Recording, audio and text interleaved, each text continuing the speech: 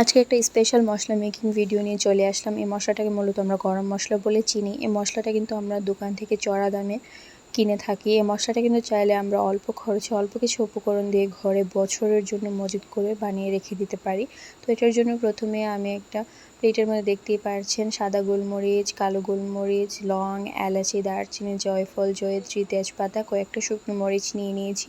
তো সবগুলোকে ভালো করে একটু মিক্স করে তারপরে কিছুক্ষণের জন্য রোদে শুকাতে দিয়ে দিব। মূলত মশলাগুলো কিন্তু শুকনাই আছে, তারপরে রোদের মধ্যে একটু গরম করে নিলে ভালো হয়।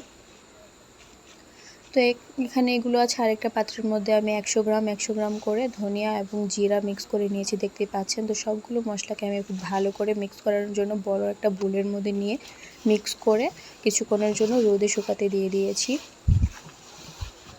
তো গরম মশলা তৈরি করতে কিন্তু মূলত এই মশলাগুলোই লাগে। তারপরেও আপনারা চাইলে গোটা মশলা আরও বাড়িয়ে দিতে পারেন। মশলার কিন্তু ভ্যারাইটিস অনেক আছে। তো তারপরে মশলাগুলো কিছুক্ষণ রোদে শুকানোর পর আমি চুলার মধ্যে একটা তাওয়ার মধ্যে কিছুক্ষণ টেলে নিচ্ছিলাম, মশলাগুলো ভালো একটা ফ্লেভার আসবে তাতে।